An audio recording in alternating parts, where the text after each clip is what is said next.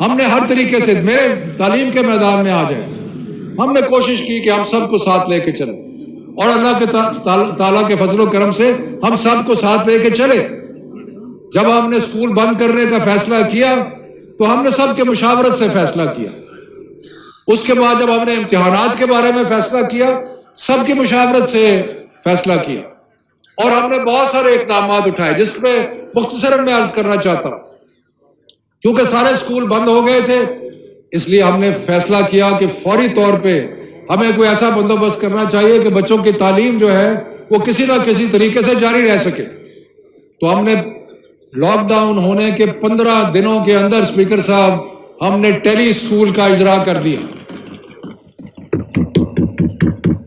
اور وہ ٹیلی اسکول جو ہے وہ روز 10 گھنٹے صبح 8 بجے سے لے کے شام 6 بجے تک بچوں کو مختلف کلاسز کے لیکچر جو ہیں وہ آپ کو ٹیلی ویژن پہ نظر آتے ہیں۔ اور پھر ہم نے تشہیر کی، پیرنٹس کو، والدین کو، سب کو بتایا کہ یہ کام جو ہے یہ تعلیم کے شعبے میں ہو۔ اب ہم اور بھی کچھ کرنے والے ہیں، ہم ایک ریڈیو اسکول بھی شروع کرنے والے ہیں، جس میں ہم کوشش کر رہے ہیں کہ ریڈیو کے ذریعے بھی عوام تک جو ہے وہ پہنچا جائے، اور بھی مختلف طریقے۔ ہم یہ جو مشکل وقت ہے قوم کے اوپر، ہم اس مشکل وقت کو ایک اپرچونٹی بھی سمجھتے ہیں۔ ہم سمجھتے ہیں کہ اس اپرچونٹی کا فائدہ اٹھا کے ہم تعلیم کے جو دور سے تعلیم، جسے ڈسٹنس لرننگ کہتے ہیں، اس کو بہتر کرنے کے ہمیں کئی مواقع ملیں گے، اور اس کو بہتر کرنے کی طرف ہم بڑھ رہے ہیں۔ لیکن خدارا یہ ایک چھوٹی سیاست، جسے پیٹی پالیٹکس کہتے ہیں، اس کی نظر ہر چیز کو نہ کریں، ہر چیز کو اس کی طرف نہ دیکھیں۔ یہ غور کریں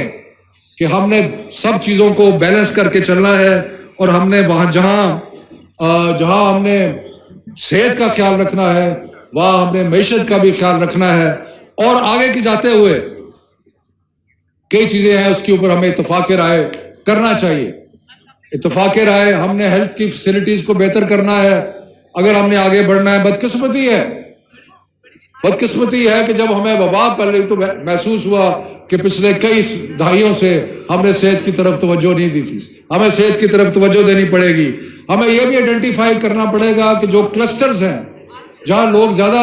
اکٹھے ہوتے ہیں ایک ہی جگہ پہ، شادیاں ہوگی، اسکول، اسی لیے ہم نے اسکول بند کیے، ان کا ہمیں خیال کرنا پڑے گا، اور ان کا خیال کر کے ان کو،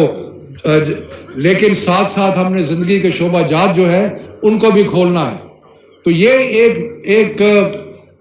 بیلنسڈ اپروچ